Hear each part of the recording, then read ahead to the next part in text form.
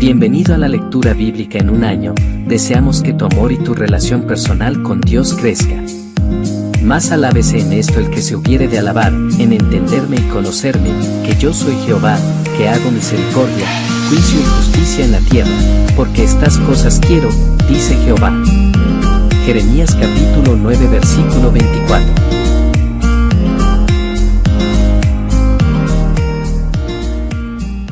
El libro de Números, capítulo 10. El Señor le dijo a Moisés: Haz 2 trompetas de plata labrada a martillo para convocar a la comunidad a reunirse y dar la señal de levantar el campamento. Al toque de ambas trompetas, todos deben reunirse ante ti a la entrada del tabernáculo. Pero si se toca solo una trompeta, entonces solo los líderes, los jefes de los clanes de Israel, tendrán que presentarse ante ti. Cuando hagas sonar la señal para continuar el viaje, las tribus acampadas en el lado oriental del tabernáculo levantarán el campamento y avanzarán. Cuando hagas sonar la señal por segunda vez, las tribus acampadas en el lado sur las seguirán. Haz sonar toques cortos como señal de ponerse en marcha, pero cuando convoques al pueblo a asamblea, toca las trompetas de manera diferente. Únicamente los sacerdotes, los descendientes de Aarón, podrán tocar las trompetas. Esta es una ley perpetua para ustedes, y tendrá que cumplirse de generación en generación. Cuando lleguen a su propia tierra y vayan a la guerra contra sus enemigos que los atacan, darán la alarma con las trompetas. Entonces el Señor su Dios los recordará y los rescatará de sus enemigos. También hagan sonar las trompetas en tiempos de alegría, en sus festivales anuales y al principio de cada mes. Además, toquen las trompetas cuando entreguen las ofrendas quemadas y las ofrendas de paz. Las trompetas le recordarán a su Dios el pacto que hizo con ustedes. Yo soy el Señor su Dios. Durante el segundo año, después que Israel saliera de Egipto, el día 20 del segundo mes, la nube se elevó del tabernáculo del pacto. Entonces los israelitas salieron del desierto de Sinaí y viajaron de un lugar a otro hasta que la nube se detuvo en el desierto de Parán. Cuando el pueblo salió por primera vez, siguiendo las instrucciones que el Señor había dado por medio de Moisés, las tropas de Judá iban delante. Estas marchaban detrás de su estandarte y su jefe era Naasón, hijo de Aminadab. Las siguieron las tropas de la tribu de Isaacar, dirigidas por Natanael, hijo de Suar, y también las tropas de la tribu de Zabulón, dirigidas por Eliab, hijo de Helón.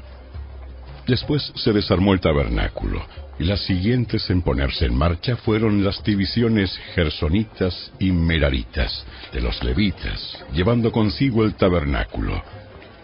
Las tropas de Rubén fueron las próximas en salir y marchaban tras su estandarte. Su jefe era Elisur, hijo de Sedeur.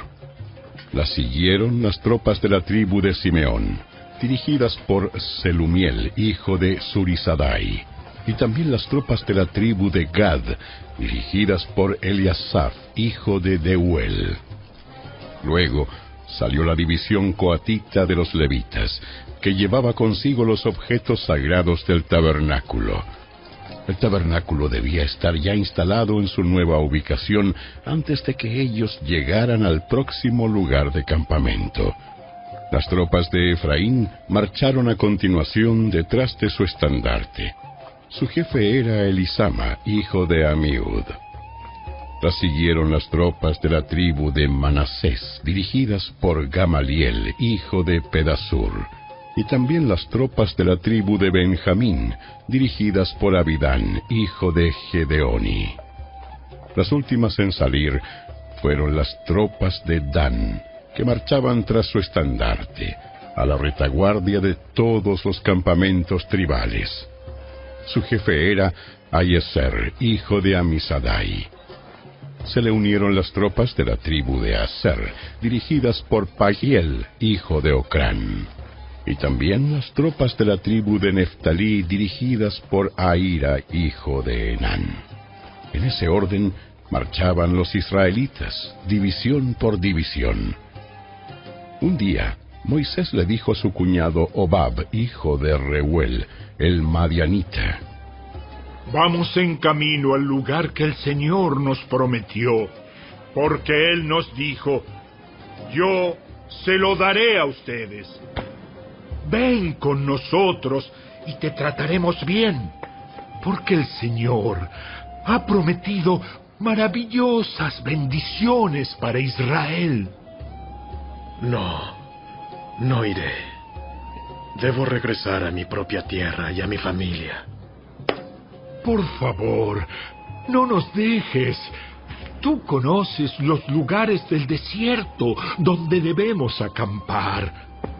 Ven, sé nuestro guía. Si vienes con nosotros, compartiremos contigo todas las bendiciones que el Señor nos dará. Así que después de salir del monte del Señor, marcharon por 3 días, y el arca del pacto del Señor iba delante de ellos para indicarles dónde detenerse y descansar. Cada día, mientras continuaban su viaje, la nube del Señor se mantenía en el aire sobre ellos. Siempre que el arca salía, Moisés gritaba: Levántate, oh Señor, y que se dispersen tus enemigos, que huyan ante ti. Y cuando el arca se ponía en tierra, Moisés decía: Vuelve, oh Señor, a los incontables millares de Israel.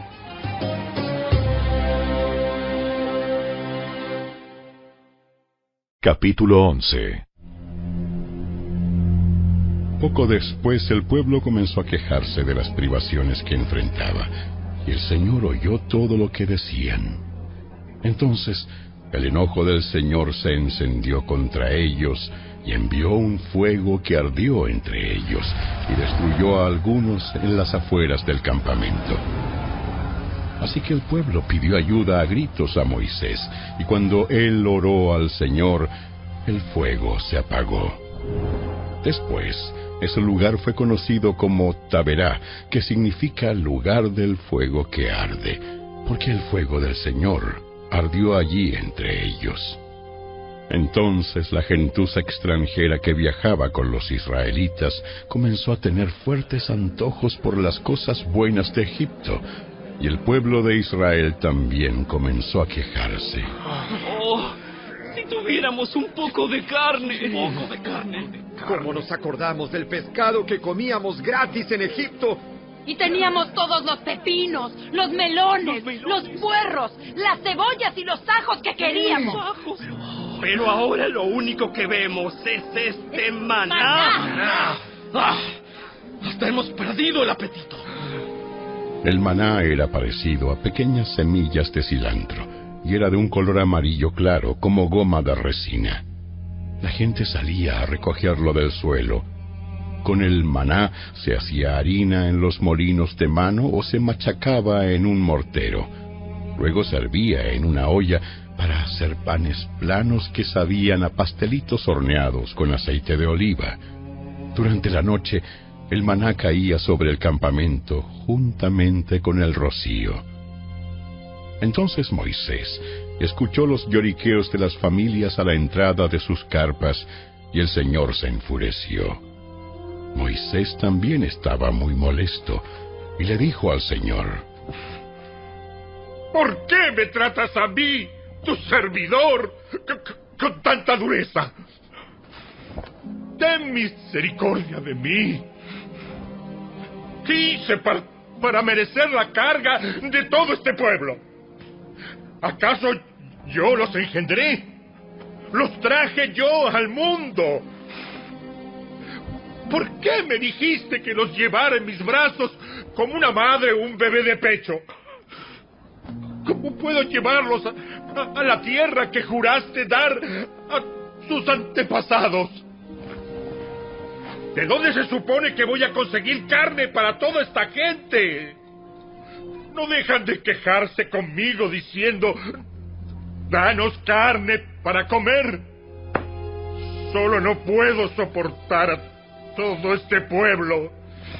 La carga es demasiado pesada. Si esta es la manera como piensas tratarme, sería mejor que me mataras. Hazme ese favor y ahórrame esta miseria. Entonces el Señor le dijo a Moisés: reúne delante de mí a 70 hombres que sean reconocidos como ancianos y jefes de Israel. Llévalos al tabernáculo para que permanezcan junto a ti. Yo descenderé y allí hablaré contigo. Tomaré del espíritu que está sobre ti y lo pondré sobre ellos también. Llevarán la carga del pueblo junto contigo, y de esa manera no tendrás que soportarla tú solo. También dile al pueblo: purifíquense, porque mañana tendrán carne para comer. Ustedes gemían y el Señor oyó sus quejidos. Oh, un poco de carne. Estábamos en mejores condiciones en Egipto. Ahora, el Señor les dará carne y tendrán que comérsela. Y no será solo un día, ni 2, ni 5, ni 10, ni aún 20. La comerán durante un mes entero, hasta que les produzca náuseas y estén hartos de tanta carne. Pues han rechazado al Señor que está aquí entre ustedes, y han lloriqueado diciendo: ¿por qué dejamos Egipto? Entonces Moisés respondió al Señor: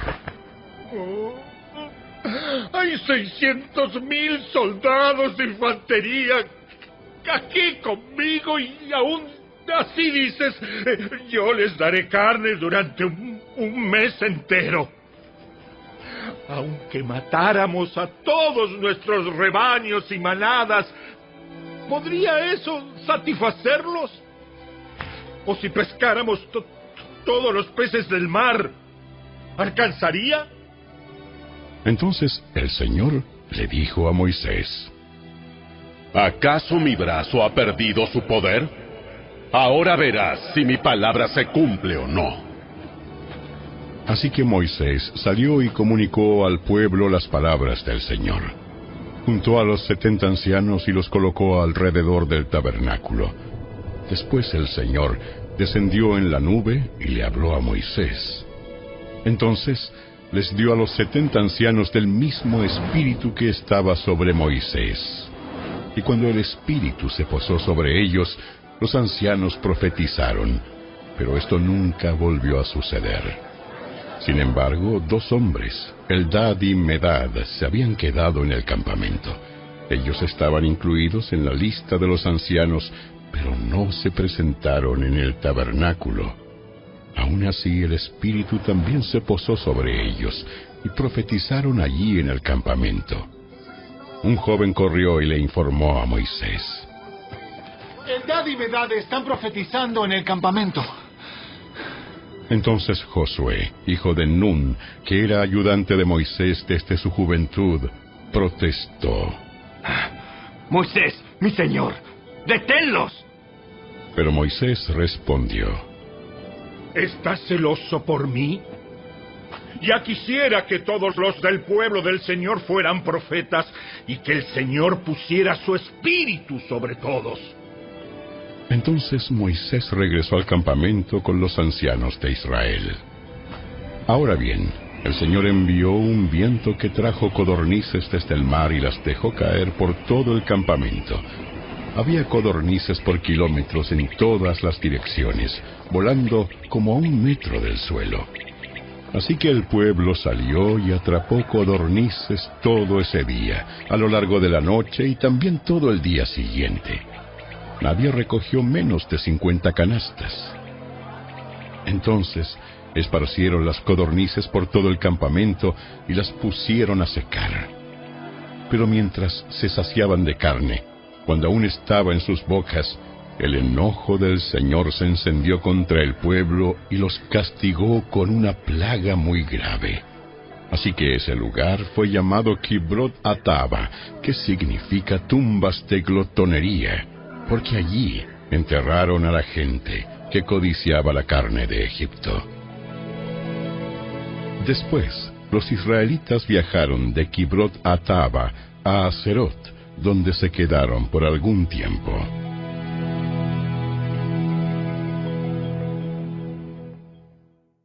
El Evangelio según Marcos, capítulo 6. Jesús salió de esa región y regresó con sus discípulos a Nazaret, su pueblo. El siguiente día de descanso, comenzó a enseñar en la sinagoga, y muchos de los que lo oían quedaban asombrados. Preguntaban: ¿de dónde sacó toda esa sabiduría y el poder para realizar semejantes milagros? Y se burlaban. Es un simple carpintero, hijo de María y hermano de Santiago, José, Judas y Simón. Y sus hermanas viven aquí mismo, entre nosotros. Se sentían profundamente ofendidos y se negaron a creer en él. Entonces Jesús les dijo: un profeta recibe honra en todas partes, menos en su propio pueblo y entre sus parientes y su propia familia. Y debido a la incredulidad de ellos, Jesús no pudo hacer ningún milagro allí, excepto poner sus manos sobre algunos enfermos y sanarlos. Y estaba asombrado de su incredulidad. Después, Jesús fue de aldea en aldea enseñando a la gente. Reunió a sus 12 discípulos, comenzó a enviarlos de 2 en 2, y les dio autoridad para expulsar espíritus malignos. Les dijo que no llevaran nada para el camino, ni comida, ni bolso de viaje, ni dinero, sino solo un bastón. Les permitió llevar sandalias, pero no una muda de ropa. Les dijo: por todo lugar que vayan, quédense en la misma casa hasta salir de la ciudad. Pero si en algún lugar se niegan a recibirlos o a escucharlos, sacúdanse el polvo de los pies al salir para mostrar que abandonan a esas personas a su suerte. Entonces los discípulos salieron y decían a todos que se arrepintieran de sus pecados y volvieran a Dios. También expulsaban muchos demonios y sanaban a muchos enfermos ungiéndolos con aceite de oliva. El rey Herodes Antipas pronto oyó hablar de Jesús, porque todos hablaban de él. Algunos decían: este debe ser Juan el Bautista, que resucitó de los muertos. Por eso puede hacer semejantes milagros. Otros decían: es Elías. Incluso otros afirmaban: es un profeta, como los grandes profetas del pasado. Cuando Herodes oyó hablar de Jesús, dijo: Juan, el hombre que yo decapité, ha regresado de los muertos. Pues Herodes había enviado soldados para arrestar y encarcelar a Juan, para hacerle un favor a Herodías. Él se casó con ella, a pesar de que había sido esposa de su hermano Felipe. Juan le decía con insistencia a Herodes: ¡es contra la ley de Dios que te cases con la esposa de tu hermano! Por eso Herodías le guardaba rencor a Juan y quería matarlo. Pero sin el visto bueno de Herodes, ella no podía hacer nada, ya que Herodes respetaba a Juan y lo protegía porque sabía que era un hombre bueno y santo. Herodes se inquietaba mucho siempre que hablaba con Juan, pero aún así le gustaba escucharlo. Finalmente, Herodías tuvo su oportunidad en el cumpleaños de Herodes. Él dio una fiesta para los altos funcionarios de su gobierno, los oficiales del ejército y los ciudadanos prominentes de Galilea. Luego, la hija del rey, también llamada Herodías, entró y bailó una danza que agradó mucho a Herodes y a sus invitados. Pídeme lo que quieras y te lo daré. Te daré cualquier cosa que me pidas, hasta la mitad de mi reino. Ella salió y le preguntó a su madre: ¿qué debo pedir? ¡Pide la cabeza de Juan el Bautista! Así que la muchacha regresó deprisa y le dijo al rey: quiero ahora mismo la cabeza de Juan el Bautista en una bandeja. Entonces el rey se arrepintió profundamente de lo que había dicho, pero debido a los juramentos que había hecho delante de sus invitados, no le podía negar lo que pedía. Así que envió de inmediato a un verdugo a la prisión para que le cortara la cabeza a Juan y luego se la trajera. El soldado decapitó a Juan en la prisión, trajo su cabeza en una bandeja y se la dio a la muchacha, quien se la llevó a su madre. Cuando los discípulos de Juan oyeron lo que había sucedido, fueron a buscar el cuerpo y lo pusieron en una tumba.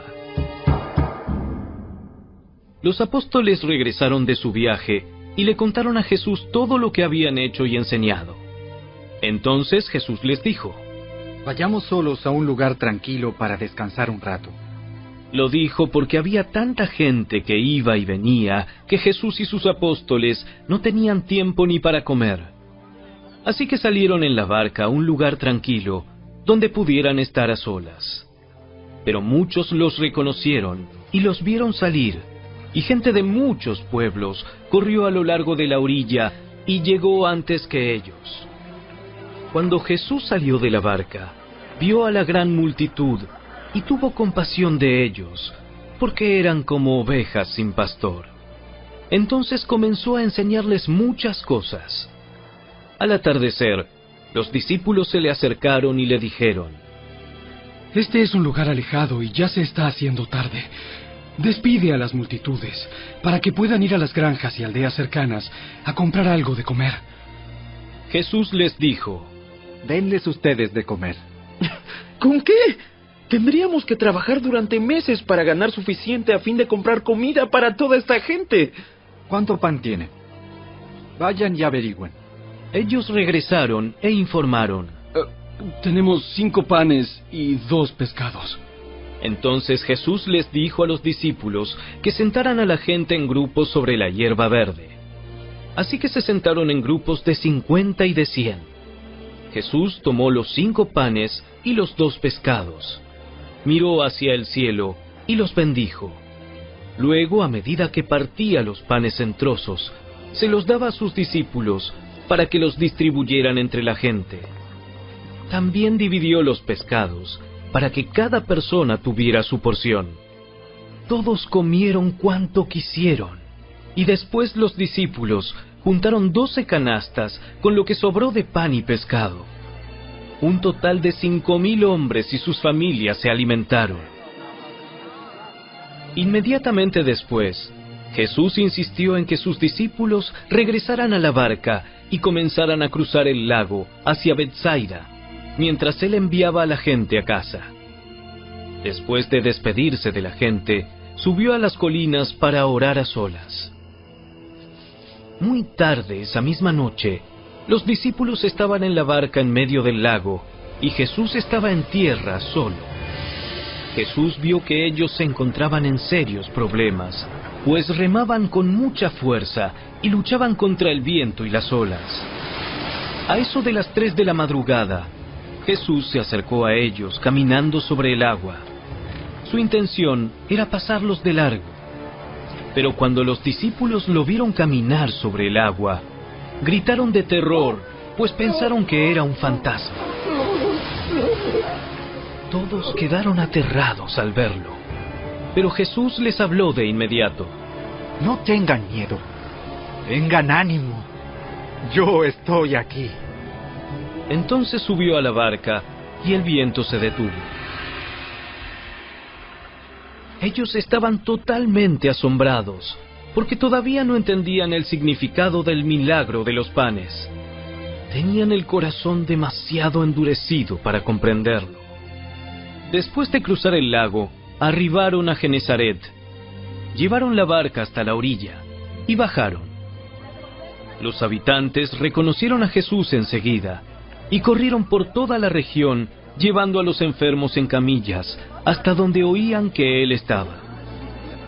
Por donde iba, fueran aldeas, ciudades o granjas, le llevaban enfermos a las plazas.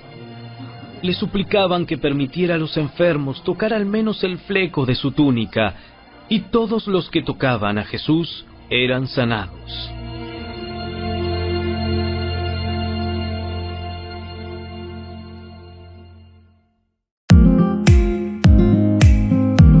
Te esperamos el día de mañana. Recuerda, toda la escritura es inspirada por Dios y útil para enseñar, para redarguir, para corregir, para instruir en justicia, a fin de que el hombre de Dios sea perfecto, enteramente preparado para toda buena obra. Segunda carta de Timoteo capítulo 3 versos 16 y 17.